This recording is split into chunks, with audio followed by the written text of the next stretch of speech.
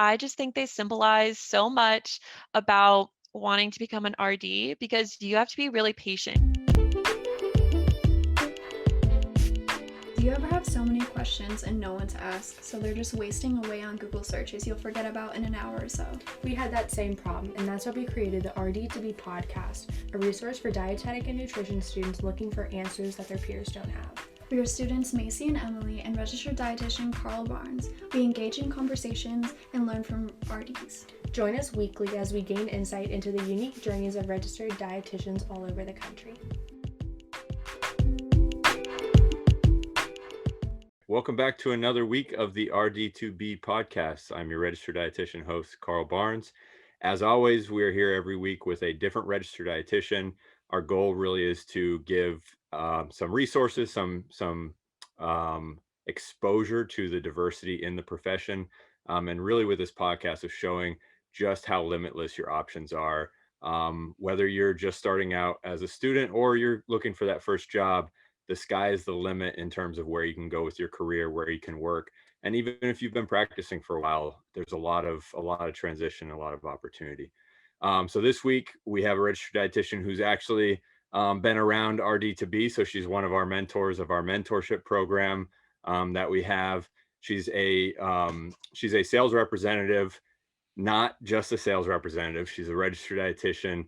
And anyone who's worked with sales representatives, they do a lot. And I really love the kind of balance of being a registered dietitian, having that clinical knowledge and having that sales and business understanding. So we're here with Sarah Hoffert.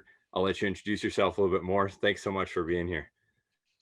Thanks so much, Carl. That was a great opening for me. So yeah, like Carl said, I'm Sarah Hoffert. I'm a registered dietitian, and full title, I'm an associate pediatric nutrition sales representative with Gerber Good Start formula and probiotics. So I am so excited to be here today and talk a little bit more about what I do and my journey. And the RD journey is unique to everybody. So we can dive right in.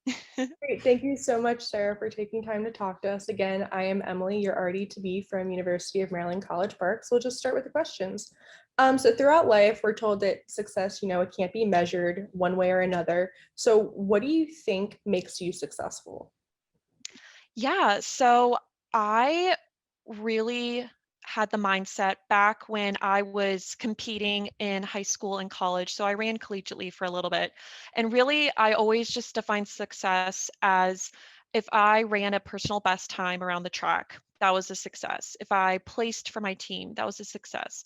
But the thing is, depending on your season, if you're injured, your mindset, you may not be setting a personal record every single time. So it's really about changing your mindset from success is I get an award, I get praise, I get X, Y, and Z to rearranging or reframing your mindset to what did I do during that race that was a success? Maybe when I was rounding the corner of the 200, I know I'm like going into more track detail talk, but I'll go back to the nutrition field in a little bit. But bear with me. When I'm rounding the corner of the track, I start, the lactic acid's building up, I'm getting tired, and a girl's on my shoulder. And instead of giving up, I said, no, I'm going to repeat a mantra like, I can do this. I'm fast, I'm strong, I'm well trained. And I zoomed past her. I didn't let her pass me. I may have placed fifth. It wasn't a PR for me, but I did that, and that was a success. So really, like, I think having that athletic mindset and having time in college to change my mindset from success is only defined by the medals or the time. It's really just like, what did I do today to become the best version of myself?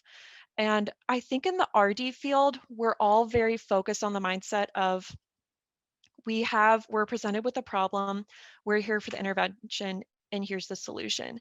And the thing is, sales and even the RD world isn't really linear like that.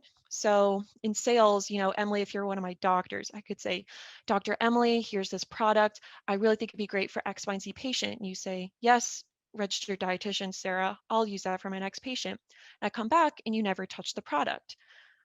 Okay, well, I'm going to try again. I'm going to keep going at it. And maybe at some point, maybe it's like 8 months down the line, you finally touched that product and you gave it to one of your patients and it worked. It took forever, and it took, it wasn't a straight line, but that was a success for me.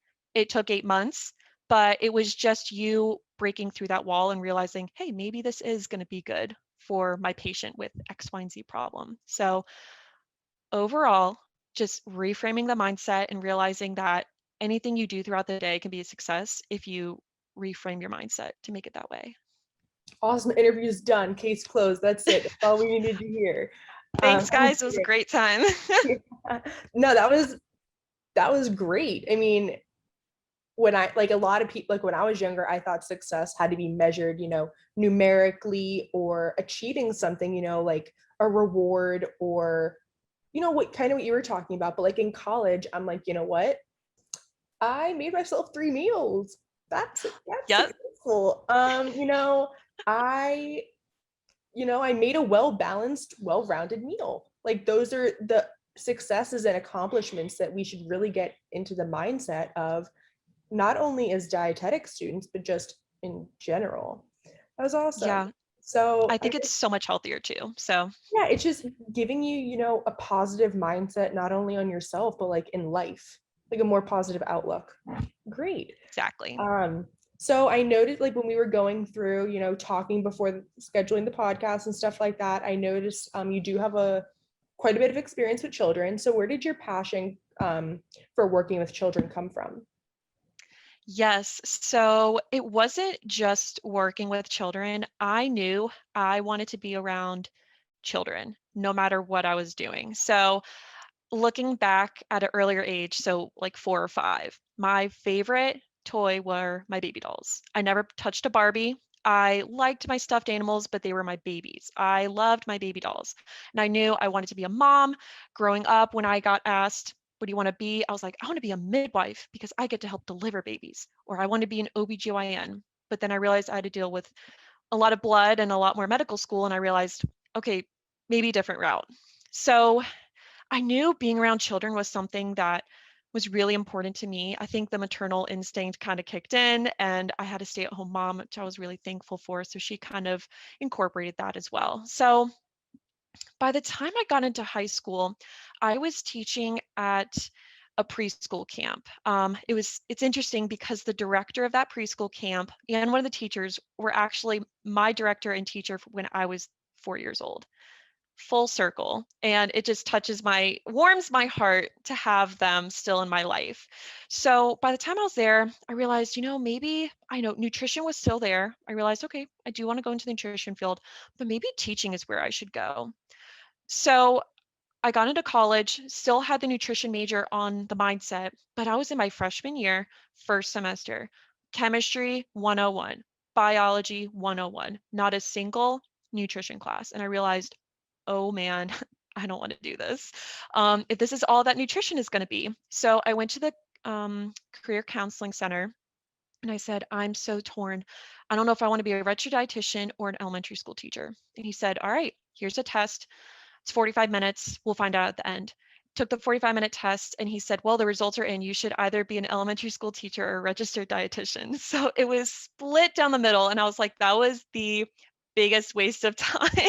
It was free though. So thank you, college. But didn't help. But then I finally took my first nutrition class and I realized this is what I want to do. And when I found out you could incorporate nutrition with children and kind of have a teaching aspect in there, I said, this is exactly where I want to go. So I knew that coming in that I want to have as much pediatric experience as I can in the next 4 years. So similar to Rachel, who's the other pediatric dietitian on this podcast, she worked at her campus's daycare. So anyone who's a teacher, they can bring their kids to that daycare. I worked there for 3.5 years, worked anywhere from the infants all the way up to the preschool age. I taught at a Peruvian elementary school for a couple weeks. I taught English, and that made me realize I have so much respect for teachers. It was very hard. And I was a cross country camp counselor for my college for 4 years. And then prior to my internship, I actually got to do, it was a capstone, but we were technically still interns. I also got to be at a children's hospital as basically shadowing a dietitian for 8 weeks. So at that point, I knew either being with children, teaching, and being a dietitian, all three things line up, and that's exactly where I want to go. Great, awesome. So what's your favorite part of working as an associate pediatric nutrition representative? Yes, well, I can just talk for days about that, but this podcast is limited in time. But before I go there, I'm just curious on your part, because I've asked a lot of people this. You personally at your college, did you even know that sales was the thing for our registered dietitians? I didn't really know there was a sales route. When I thought of sales, it was more of like, diets, people trying to sell diets and stuff like that, but not really, formulas for infants or even older adults. Exactly. Yes, like no one talks about that. It's always you either go clinical, community, or food service. Nothing wrong with that, but it almost just seems like a very strict line, but there's so many branches to that tree. It's unreal. So once I found out how my personality kind of aligns a little bit more with the sales role, I knew like I think this is the field I want to go into. And so what I find most interesting is a lot of people don't know I'm actually I'm a like pretty introverted person, but if I step on the stage and you give me a topic that I feel good with, I can, I can command that audience. I love talking. I get out of my shell. And whether it's an audience of 2 people, a classroom of 30, or I think the largest audience I ever talked in front of was like 50 people, but I don't even remember what that was for, but I loved it. It was just where I shine. So yeah, I knew that talking and educating was something I really enjoyed, and talking and educating for younger kids is a whole different battlefield, which is why I kind of knew that talking more with adults is kind of the level that I wanted to be at. So what I love most about this job is just the science behind nutrition. And I love breaking down complicated concepts into like bite-sized pieces. So really, okay, so let me think. Yeah, I mean, well, I'll put it this way. Infant nutrition formulas is a whole different ball field. You think about these babies rely on this nutrition as their sole source. When you think about maybe adult formulas, it's not a formula per se, but like a boost ensure, that's supposed to be maybe like an add-on to their diet. But if you're heavily relying on that formula, I mean, you have to have the science down pat. So coming from even just your role, Emily, like being in school right now, do you even know like, what is your understanding of like infant formulas? Like if I told you like go to the baby store aisle, can you get a routine formula for me? Like how much training or information like have you had on that? Educationally, none, but like when my sister was born, she had a formula and she just wouldn't sleep. She was wailing all the time. Turns out she was allergic to it, but no one knew because obviously she Mm, was a newborn, she couldn't communicate. So for like 4 or 5 months, my poor parents had to deal with, 2 little kids under a year and a half talking or like crying, alternating sleep schedules. And then they're like, you know what? Maybe she has an allergy to the formula. So also like going to the grocery store, going to the pediatrician, talking about that. But also, even though it's not necessarily formula for a baby, my cousin has LCHAT, which is I think mhm. yeah. So she was on formula for a while to be able to break down that stuff. And people are like, why would she need formula for that? And even though I don't know exactly why she needs it, it's just there's so many different things that people need. I don't want to say help with, but the extra protein from like a Boost or Ensure or Premier Protein. I mean, I have Boost over there when I need extra protein. Um, but No shame. No shame in the yeah, boost game. yeah, no, not at all. Yeah, shout out to the vanilla flavor, so good. But it's just stuff like that, and like you don't really think about it. Um, but yeah, that's my experience with it. Well, that's perfect because it's a great segue into I want to be that nutrition expert that my doctors, nurses, nurse practitioners, even just, a CMA who I have at my doctor's office. I want to be their nutrition expert. So really it's breaking down like why do we use these certain proteins? Why are we using an intact protein? Why are we using a partially hydrolyzed? When are we going to an extensively hydrolyzed? If your sibling, for instance, they're allergic to a cow's milk protein, that's when we need to go to an extensively hydrolyzed or an amino acid formula.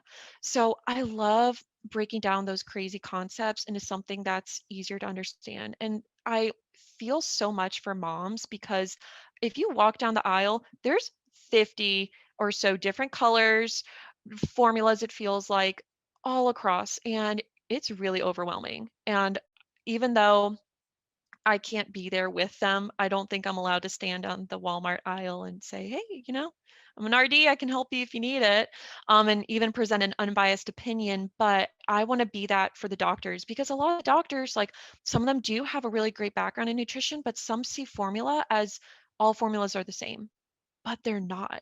All formulas are so different because if they're all the same, why do we have so many different brands of them? It's just like pizza chains. Why do we have hundreds of thousands of different pizza chains? Because each one has something unique that they bring to the table. And it's either their price, their ingredients, maybe it's all of the above. Everyone has something unique to theirs, and it's how you present it and kind of, see what your clients or whoever is customers or whoever is coming to get them. Awesome. So someone Yeah. who does work as like a nutrition representative and you, I'm sure, travel around to different areas, not and like don't only stay in North Carolina, how do you have like, do you have any cultural competency training, or how does it look like for you to work with different populations all over the US? Yeah, so actually, just for my job, I do focus just on North Carolina. So I basically go like an hour and a half north, south, east, west. But prior to COVID, we did have the opportunity to fly out to Arlington, Virginia to do more training in person, kind of get to know more of our reps across the country. But also, Nestle is a worldwide company. So just to put that in context, Gerber is encompassed by Nestle. And because of that, Nestle headquarters is in Switzerland. So when I was hired on, of course, HR is going to provide the opportunities to have cultural competency like webinars and different little training activities to do. And they always want us to broaden our horizons and really think outside the box when it comes to different populations we're going to be talking to. Really depends like across the state. Like even though I'm not going to New Mexico or I'm not going to Canada or, anywhere domestically or internationally, we still have different populations of people that we're talking to. Some people are just thinking, I have moms who rely on WIC for their formulas. What can I tell about them in this situation? Or we have a population where I have one private practice that has all parents coming in with commercial insurance. So they're going to likely buy more product and my point of sales can increase if I can get her to use Gerber, whatever it may be. So it's really defining who your population is. And even if it isn't, across the world, Gerber and Nestle themselves will always provide opportunities to really expand upon my knowledge of cultural competencies. So, and I'm thankful for that. Yeah, that's great because I know that a few workplaces don't really offer that, or they're just like expecting you to have it. So it's good that, especially for Nestle, since it is like a worldwide company, that they do provide you that training. Yeah, that's awesome. Yeah, So, absolutely. what do you think sets Gerber apart from other companies that provide infant formula and just formula in Oh, general? yes. Yeah. I so one part of Gerber really is obviously their motto is doing anything for baby. And I fully support that and I see it every single day. And one part of doing anything for baby is also being a huge promoter of breastfeeding. So one part of the Gerber formula line is actually having probiotic drops. So for any of those babies who just need overall immune health, they can go with X, Y, and Z drop. If they want, or if, baby is staying up all night, crying, colicky, they can reach for these drops. It's still promoting breastfeeding if mom is able to, but also having that opportunity of, you know what, mom can't breastfeed. There's a problem. It happens because moms are moms and moms are doing the best that they can. And sometimes their body's like, nope, we're putting the brakes on breastfeeding now. And you have to go to a different option. which is okay. We have the formulas there. And what makes Gerber so unique is the fact that all of their formulas, their primary formula line has probiotics in them. There's been so much research with probiotics. And I mean, I think you can probably agree in the past like 10 years, the microbiota, probiotics, I mean, it's like blown up, right? It's all you see nowadays. Probiotics. What has probiotics? How can I affect my microbiota? Whatever it may be. And I completely agree. And I love that Gerber has put that as their number one. Like, this is really what makes us unique. And then thinking about, the protein. Why are we using, maybe this type of protein? Why are we adding in this prebiotic? And I love seeing the emerging science that Nestle Gerber has just continued to come out with every single year and really just like doing anything for baby. I will always support that. And obviously putting breastfeeding first, because even though I'm not, um, you know, I do want to become a certified lactation consultant at some point in my life, but also recognizing that a fed baby is a happy baby. um, Breast is best always, but if we can at least get food in baby's tummy, I will forever support that. So I think that's really just what sets Gerber apart. Also, just being around for so long.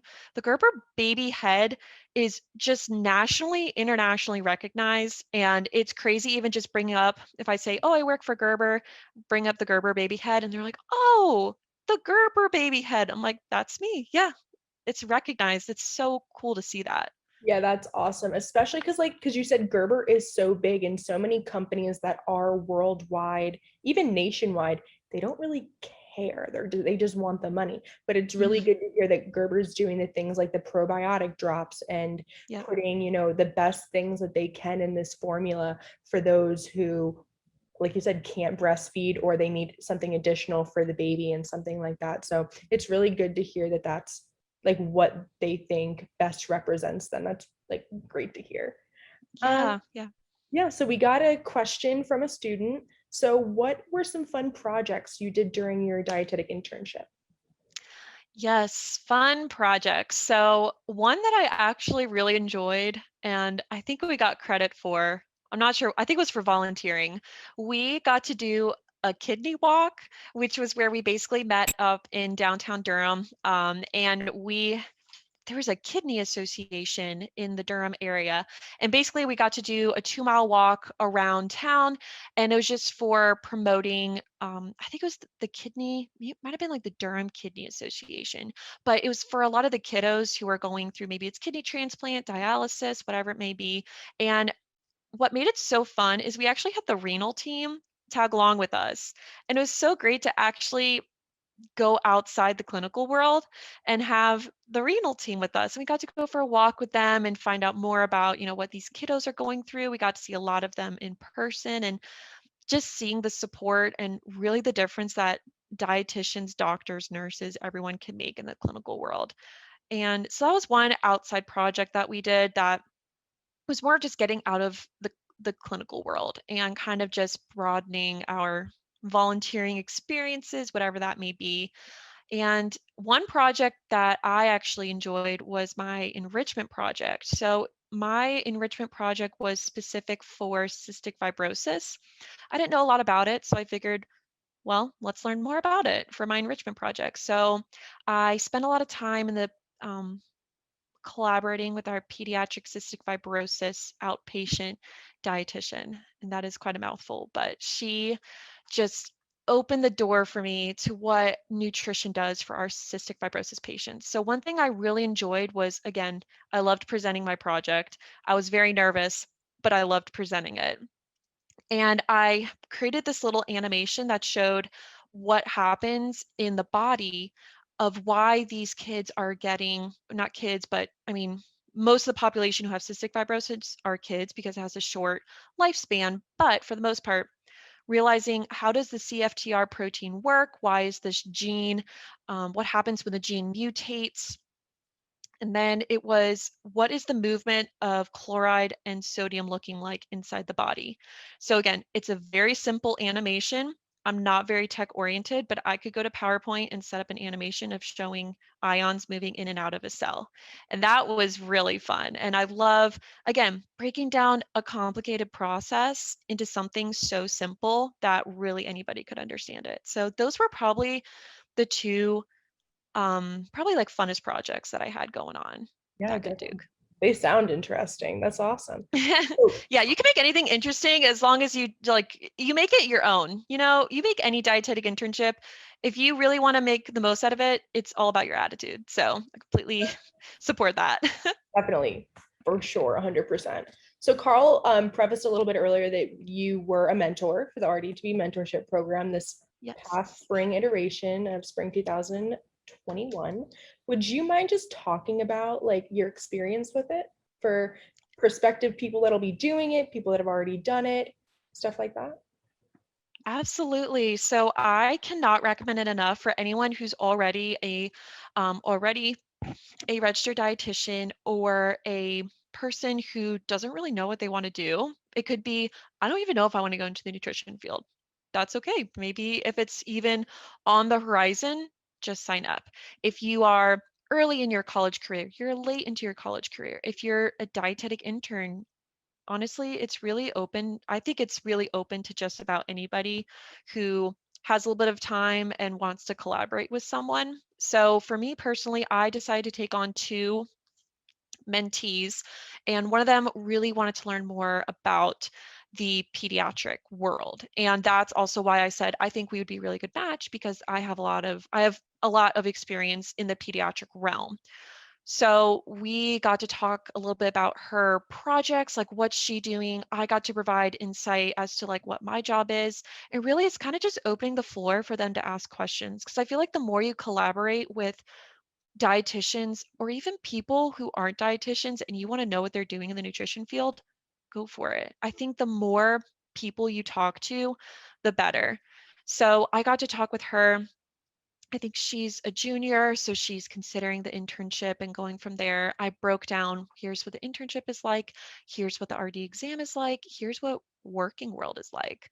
I had another girl who was pretty early on in her college career, and she said, I don't even know if I want to be an RD. And I was like, hey, that's okay. Let me just talk to you about what I can do for you, what resources I can provide, and really just make it an informal, it can be formal or informal do I'm there to be their support system. I'm not here to push like you have to be an RD because I don't think RD should push other people to become RDs unless they need that push where it's like you're almost there, like just apply, just at least apply to the dietetic internship. But I'll never force anyone to become an RD because it's a very, it's really hard. It's the time you dedicate and the money spent, it's all there. But if you want to go for it, I'm your cheerleader. So that's really what I was there for. Like I was there to be their cheerleader and just to provide the education that they were interested in and maybe needed to know.